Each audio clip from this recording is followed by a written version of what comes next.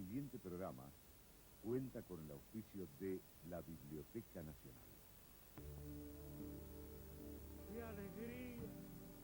Buenos Aires, vuelve el tango otra vez por las calles del recuerdo. Viene cantando Gardel y los pibes de mi esquina no se aprestan a bailar esta danza tan genuina que es industria nacional.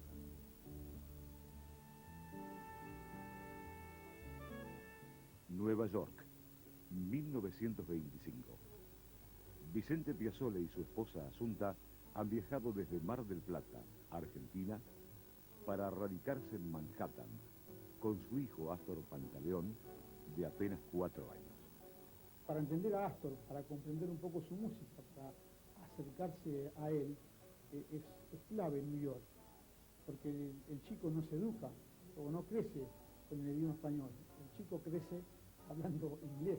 Toda esa infancia, el problema de la inmigración, el desarraigo, porque él estuvo en Nueva York, de Nueva York vuelta a Mar del Plata, de Mar del Plata vuelta a Nueva York, París, es decir, toda una historia de mucho desarraigo. Astor vive en la parte más brava de Manhattan, ¿no?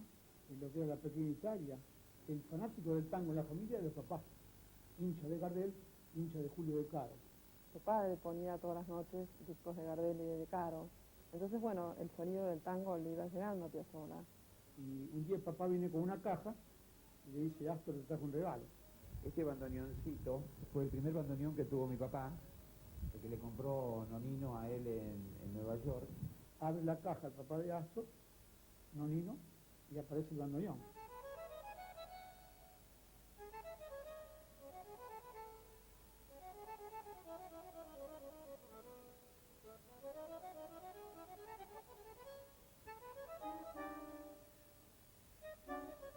Le tenía bronca ese instrumento porque lo hacía, se daba cuenta de que mi abuelo cuando escuchaba tango lloraba. Entonces le tenía bronca todo lo que sea tango y bandoneones.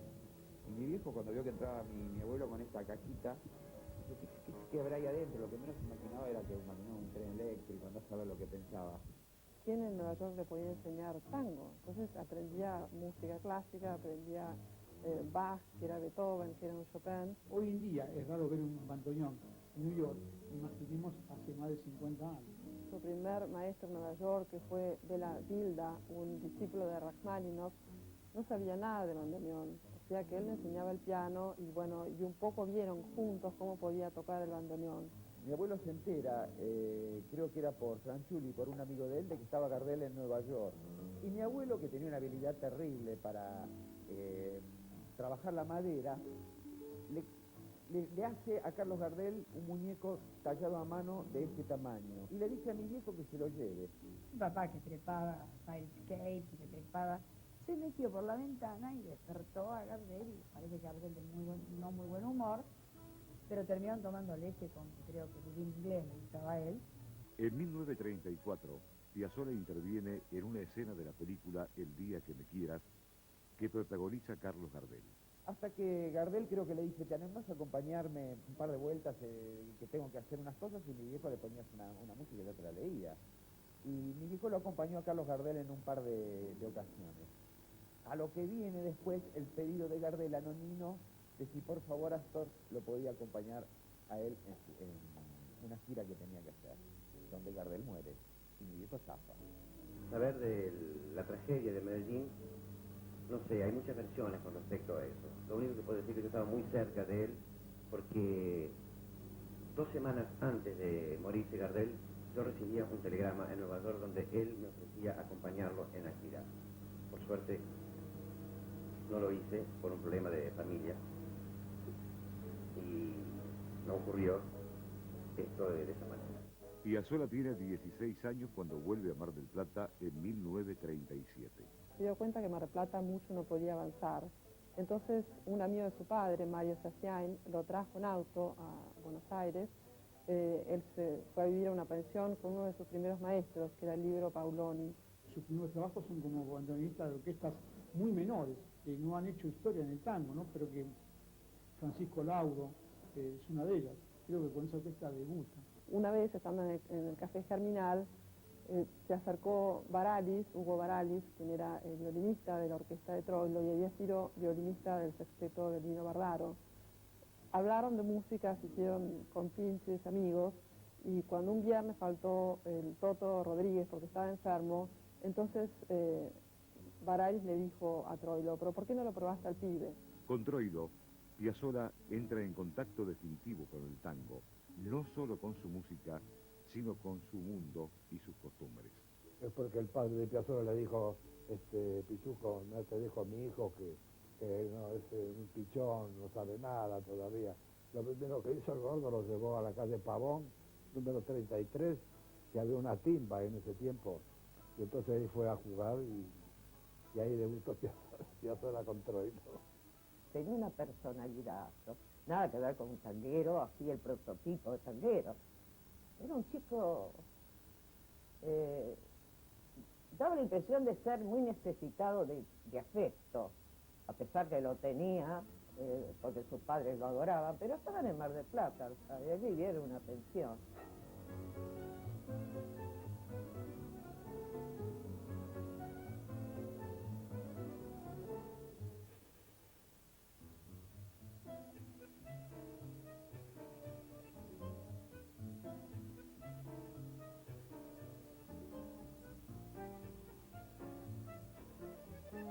En los próximos bloques, Astor Piazzolla, los primeros años. Su debut como líder de orquesta. Él se da cuenta que en la orquesta de Troilo tiene un toque. Sus estudios al lado de Gina Stera y Nadia Boulanger. Yo digo siempre que fue como una segunda madre para mí. El Octeto Buenos Aires. El octeto ya era la ruptura total con la danza. El Quinteto Nuevo Tango. Fue la formación clave de Astor, ¿no? Sus temas más famosos. Lo que vendrá fue el tema referente de él de toda la década de 50. Sus obras con Horacio Ferrer. Me decían, haceme letras largas.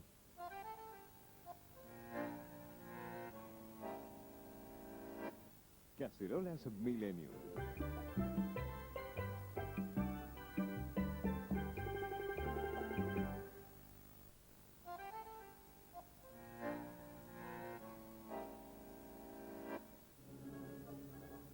Entre 1939 y 1944, Astor Piazzolla integra las filas de la orquesta de Aníbal Troilo. Es bandoneonista y a su vez arreglador. Astor hacía los arreglos de la orquesta de Troilo, ¿no? Y él siempre me decía, el gordo sabía muy bien lo que quería. Y cuando él me daba una indicación, cuando yo hacía un arreglo y él me lo corregía, me decía, no, Astorcito, cambiale esto, sacale aquello, pone aquello. Yo aprendí muchísimo de ese Astor, porque era un artista, era Troilo. Él estudiaba y aplicaba los conocimientos. Quería saber cómo sonaba, todo eso que había en los arreglos. Entonces, claro, cuando le dijo a Troilo, yo le hago los arreglos.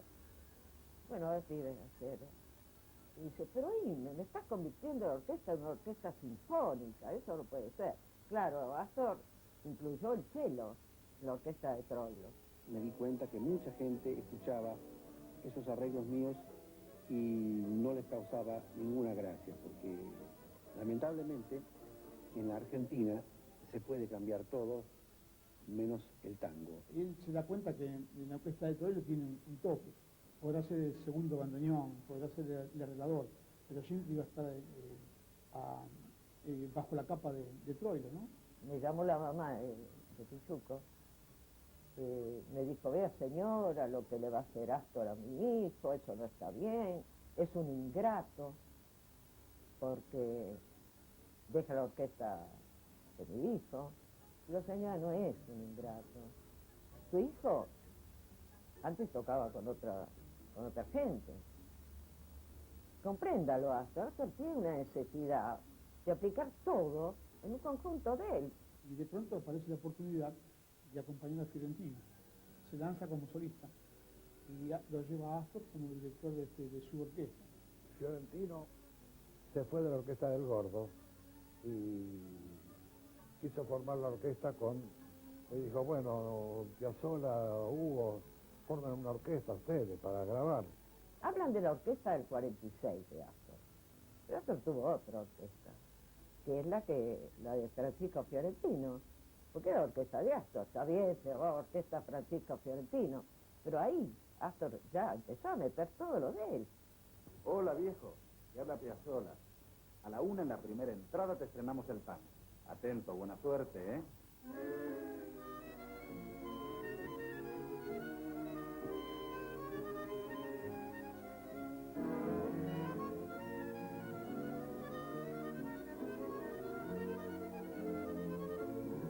Veo como a Fiore le daba bastante permiso, porque vos fíjate que la introducción que le hacían hacer a la orquesta de Astor duraba como 45 segundos, 1 minuto.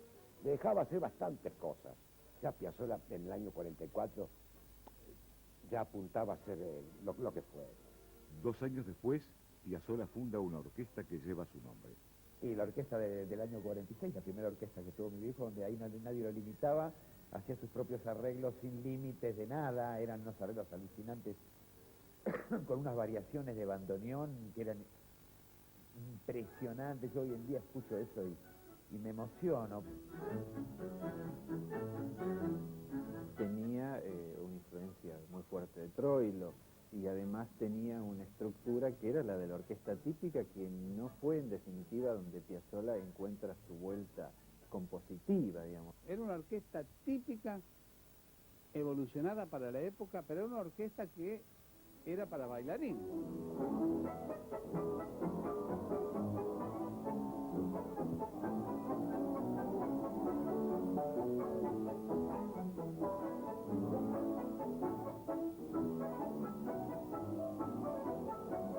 En 1949, Piazzolla escribe su primera banda sonora para el cine. Se trata del filme Con los mismos colores, de Leopoldo Torres Ríos. Simultáneamente toma clases, entre otros, con Alberto Ginastera. Entonces él hizo un nocturno que me dedicó a mí. Y entonces llega acá para actuar en Buenos Aires Rubinstein. Y me dice, ¿qué te parece, Edita? Le llevo esto a Rubinstein. Sí, llévaselo. Se fue. Me dice, vos sabés que me atendió Rubinstein con una servilleta al cuello, estaba comiendo. ¿Qué tipo macanudo? Me hizo pasar. Me dice, ¿qué lo trae por acá? Y yo escribo así, lo miró y dice, tiene condiciones, un momentito. Entonces llamó Juan José Castro, Rubinstein. Juan José Castro no daba clases, entonces le recomendó a Alberto Ginastera, ya que Alberto Ginastera lo tomó. El paso de Piazzolla por las clases de Ginastera yo creo que le hizo adquirir ciertas técnicas que después empleó bastante. O sea, digamos, en los arreglos de Astor y en la manera de componer de Astor se nota cierta cosa, no hay una influencia directa de Ginastera, pero sí hay ciertos procedimientos que eran los que Ginastera enseñaba, que por ejemplo, la duplicación de acordes en cuarta, por ejemplo. Y eso lo utiliza habitualmente Astor. Un tipo de una capacidad de trabajo enorme. Se podía acostar a las 4 de la mañana tocando con Troilo y levantarse a las 8 de la mañana y tomar 2 colectivos para ir de su casa, de Parque Chacabuco hasta Barracas, donde vivía Ginastera, para estudiar. En el 54 dice, Astor, me voy a presentar a un concurso de música. Un patronés francés, una ayuda estudiante. Y mi maestro, Forte, me dice, preséntese usted. Yo, pero maestro, sí, había que enviar 6 obras. Yo estaba en Mar del Plata y me llama Astor y me dice, Edita, hacé la valija que vamos a Francia. Digo, Astor, lo ganaste. Yo me creí, pero lo ganaste. No, lo ganamos, me dice. Aún siendo un hombre grande, adulto, bueno, ya casado, con 2 hijos, él fue humildemente a estudiar con Nadia Boulanger, nada menos, a París, donde él pensaba que era un gran compositor sinfónico y de pronto se encontró con que no, con que era un compositor de la música que él sabía componer, de lo suyo, de la música de Buenos Aires. Tenía mucha vergüenza de seguir tocando tango porque me consideraba ya un compositor de música sinfónica. Entonces no quería tocar tangos. Y Nadia Boulanger fue la mujer, lo digo siempre, que fue como una segunda madre para mí. Toqué un pedazo de una música mía, de un tango mío, y ella me dijo, esto sí que es Astor Piazzolla. Al estar Astor ahí, estudiando con Nadia Boulanger, era muy común pequeñas formaciones quisieran un tipo de música, no, yo no diría experimental, sino progresiva dentro de los géneros populares. Había estado impactado por la música que hacía Jerry Mulligan con un conjunto en París, donde todos los músicos se divertían y había mucho swing en el escenario. Y dijo, esto no es como los músicos de tango, que lo hacen de una forma tan solemne que parece que estuvieran en un entierro. Y mandando cartas desde allí, le propuso la inquietud de formar un octeto, estaría formado por, según él, que mandó 2 violines, cello, contrabajo, guitarra eléctrica, piano y bajo.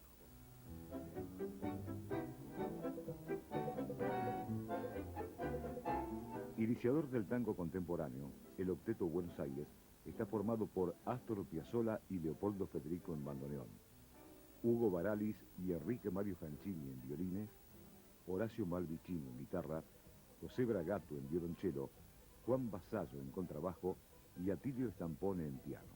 Bueno, que ya el Octeto Buenos Aires no era una cosa rígida, bailable, rítmica.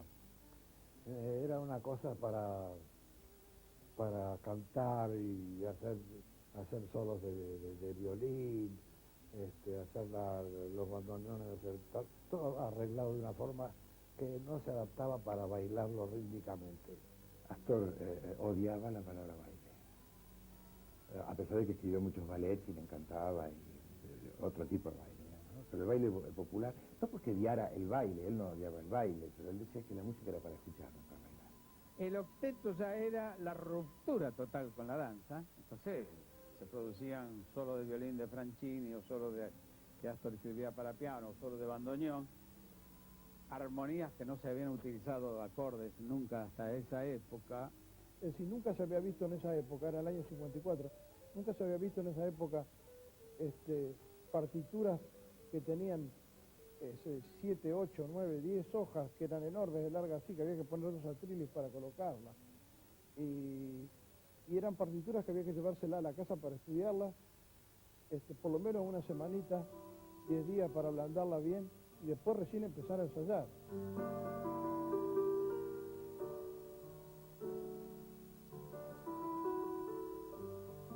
A partir de los temas de Troilo, bueno, plantear propuestas como...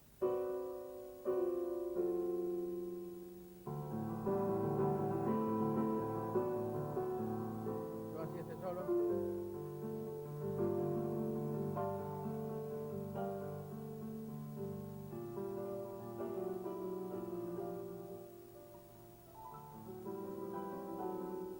Si vos escuchás los discos del octeto, vas a escuchar que los últimos 32 compases, por lo general, el último coro del grupo, la guitarra improvisa de una manera, pero es una especie de obra de jazz. El corte del tango nuevo es totalmente distinto a lo que fue el tango hasta hoy. O sea que hay un cambio armónico, un cambio rítmico, es mucho más excitante. En una palabra, el tango es música, sobre todas las cosas, y que no pierda en absoluto su esencia. Él me daba las bases de los acordes sobre los que tenía que tocar y yo improvisaba. Tratando siempre, inclusive, de dispararle un poco a la frase jazzística de la improvisación y tratar de improvisar en la rítmica que él usaba, que era ese 3-3-2, ese típico ese estilo. Sobre eso tratábamos de improvisar y crear una forma diferente de improvisación. Es decir, algo que te llevara más a la calle Corrientes y no a Broadway.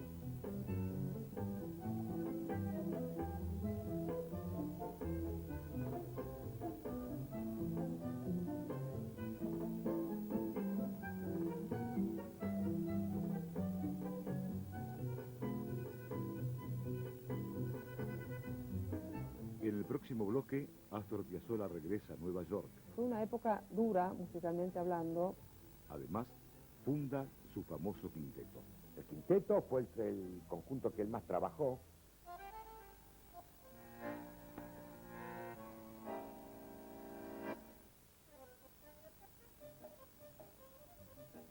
Entre 1958 y 1959, Piazzolla vuelve a Nueva York, ciudad de su niñez, pero ahora como músico profesional. se va por segunda vez, esta vez con toda su familia, a New York, detrás de un famoso promesa de trabajo de alguien que era manager de un conjunto musical, Los Plateros, que tenía gran éxito en la Argentina, que deslumbrado por la música de Astor, le invitó a trabajar en el cine. Cuando Astor llega a New York, no lo encuentra a ese hombre, le habían dicho que había muerto. Fue una época dura, musicalmente hablando, porque, bueno, también ubiquémonos en Nueva York en el 58 y 59. Sí, gira para el norteamericano el tango. Entonces Piazzolla pensó, y también era lo que le pedían los editores y las grabadoras, que hiciera un tango más cerca a la música norteamericana. Entonces pensó en un mix de jazz y tango, que fue el disco JT, o como le decía Piazzolla, el JT.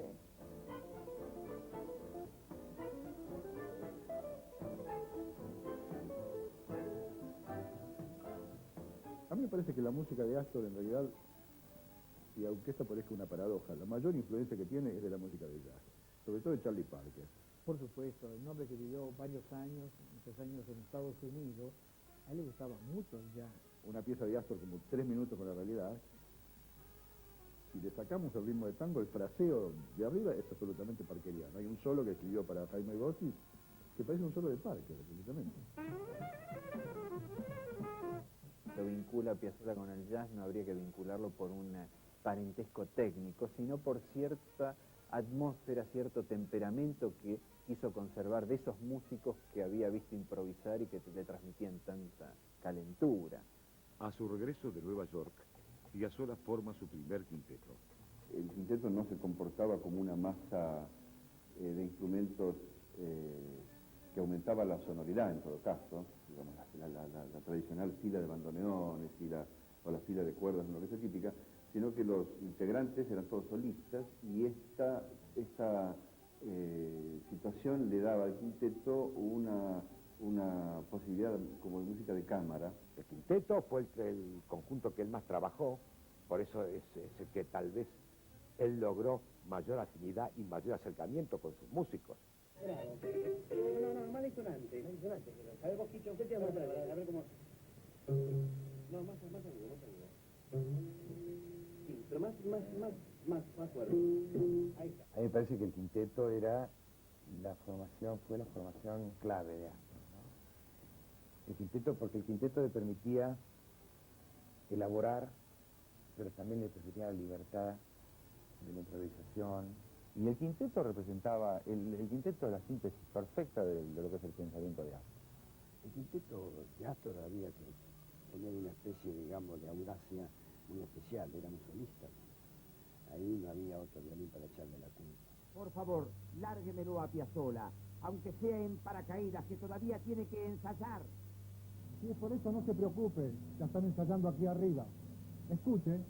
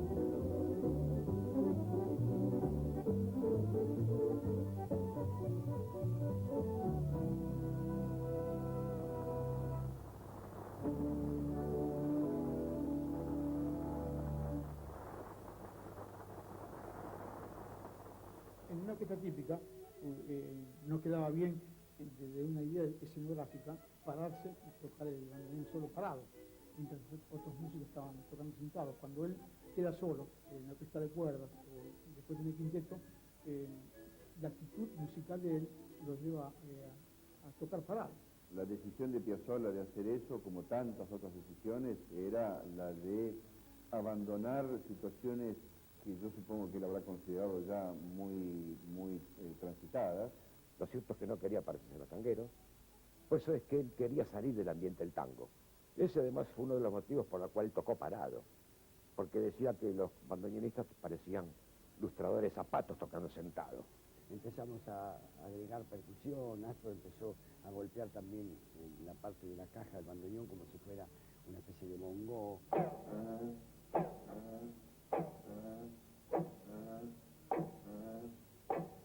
Y nosotros también fuimos agregando algunos golpecitos. Yo empecé a agregar un poquito con el anillo, que yo en broma le tiene que ser para violinistas casados. Y bueno, y eso también aquí detrás, que esto ya se usaba, que se le pone chicharro, se le escribe,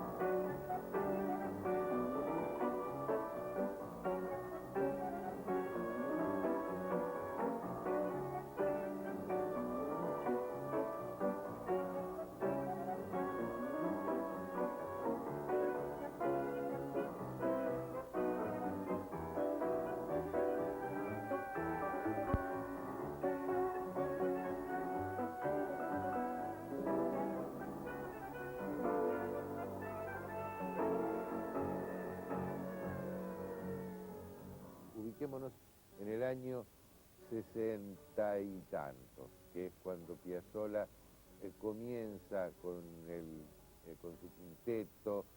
En aquellos años salió a romper el fuego y aparecía en cuanto programa había y se peleaba con todo el mundo. Yo creo que eso influyó en entusiasmar a mucha gente, esa personalidad revolucionaria que tomó Piazzolla. Y tenía una característica, que no era un tipo que se callaba la boca. Si vos ayer habías dicho algo de él, te paraba en la calle y directamente sin preguntarte nada te tiraba una trompada y te preguntaba por qué habías hablado mal de él.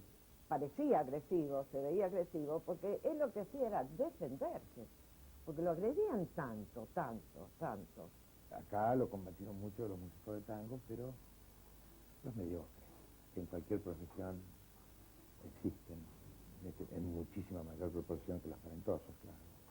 Lógicamente hay mucha gente que recién ahora está entendiendo el repertorio que yo escribí y toqué hace 20 años. Siempre dijeron que Piazzolla está 20 años adelantado y yo creí que estaban locos. Estaba adelantado 40 años al resto de la música popular del mundo entero. Todavía hoy vos ponés música de Astor de esa época y es muy moderna, todavía hoy.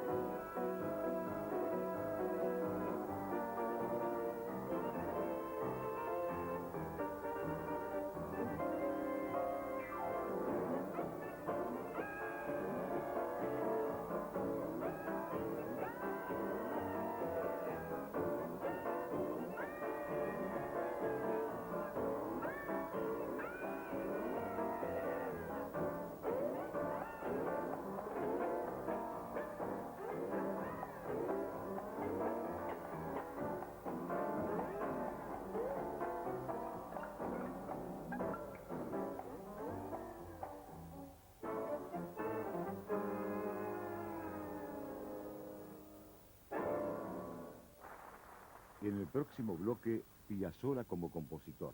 Escribía continuamente. Además, su histórico disco sobre textos de Jorge Luis Borges. Vino Borges a casa, con su mamá.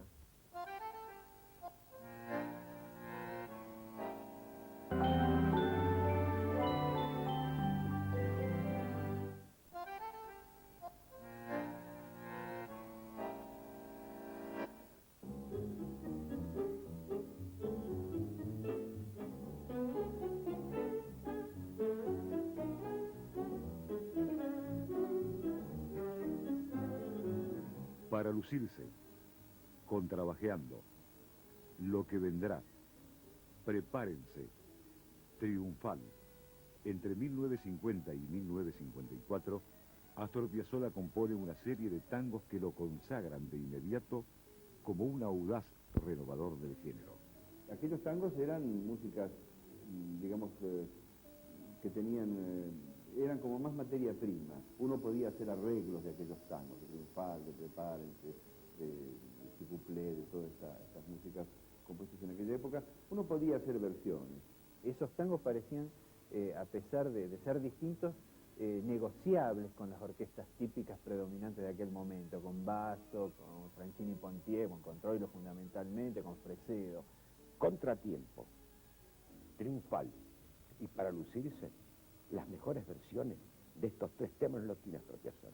Las tiene Aníbal Troilo Pichuco. Yo recuerdo escuchar arreglos de Aníbal Troilo y de otras orquestas que tocaban estos tangos y sonaban a tangos.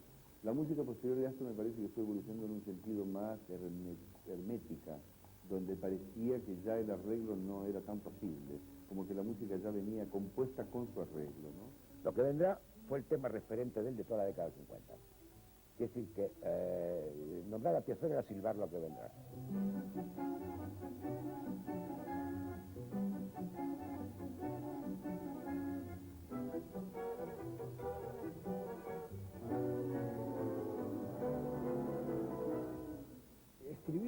Escribía continuamente, la época que vivió en París, cuando volvió acá, cuando volvió a París, volvió acá, la última época en Europa, estaba continuamente escribiendo. Era una máquina de escribir, una máquina de crear cosas,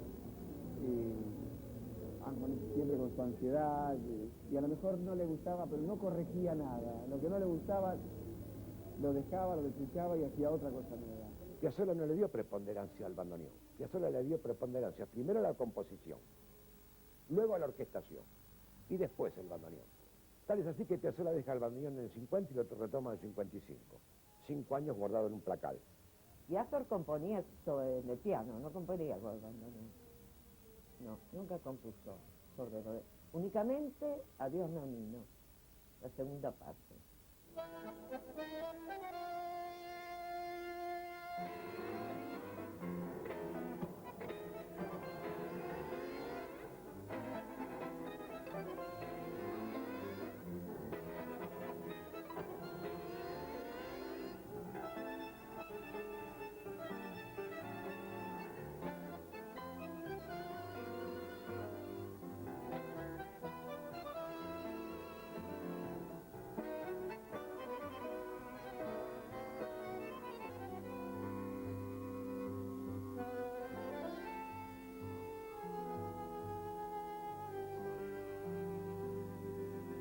Es un himno al amor, es un himno a la memoria de mi papá, don Vicente Piazzolla.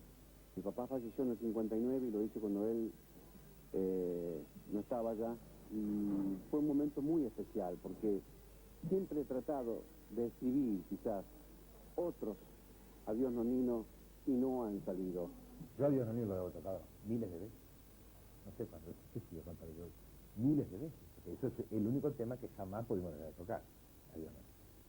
Esto no había forma, la gente empezaba a pedir Adiós Nonino, Adiós Nonino, y lo tocaba Adiós Nonino. Lo he tocado miles de veces. Cuando Astor empezaba a tocar él, cuando venía el tema principal, a mí nunca me dejó de poner la piel, nunca, ni una vez.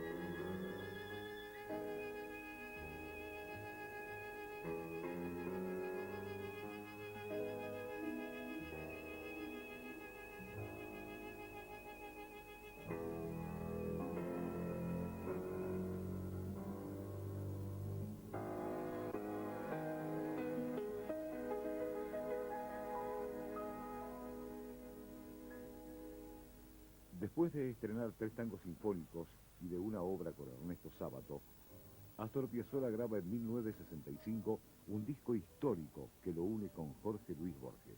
Astor me hacía cantar a mí. Astor tocaba y yo cantaba. Dice, no, Dedita, celo, porque es la única manera que Borges escuche cómo es esto. Y él nos contaba que Borges iba a la casa, ¿no? Entonces, o hasta no sé si le iba a buscar o le mandaría un remiso, qué sé yo. Borges ya estaba casi ciego en esa época. Y vino Borges a casa, con su mamá, me encanta. Astor tocaba en el piano los temas, y los que eran cantados, la mujer de Astor, la primera mujer de Astor, ¿no? La madre de los hijos, de Wolf, le cantaba los temas. Y Borges lloraba. Y después dijo, es buenísimo esto, me encanta, qué sé yo. Astor quedó encantado. Pero cuando se fue, y en bromista Astor me dice, che, qué mal cantás, que lo hiciste llorar al viejo. No sé si fue albanera, en una noche lejana, que alguien dejó caer el nombre de un tal Jacinto Cipriano. Bueno, estábamos grabando, me acuerdo un día, y Borges siempre venía a las sesiones de grabación y venía, se sentaba en el control, sentadito con su carita inmutable, esa mirada perdida que tenía de ciego, casi ciego, con su bastón entre las piernas, así, con las manos apoyadas, se sentaba y se quedaba horas, quietito, no decía una palabra. El Mundo Rivero era muy coqueto, no quería ponerse anteojos, entonces yo, en la oreja del Mundo Rivero, despacito, le pasaba las letras. Vamos a escuchar lo que en definitiva después fue la última toma, y le incluido, claro, ¿no? Entonces, Astor de otro no aguantó más y dice, dígame, Borges, ¿qué le parece? Lo escucha todo. Dice, sí, pero me gustaba mucho más como lo hacía la chica. Dice, la chica era... Oscar Loperri se caía al suelo, dice. Sí, empiezo. Sí. Alusión a una sombra de 1890 y tantos. Nada, solo el cuchillo de Muraña. Solo en la tarde gris la historia trunca. No sé por qué en las tardes me acompaña.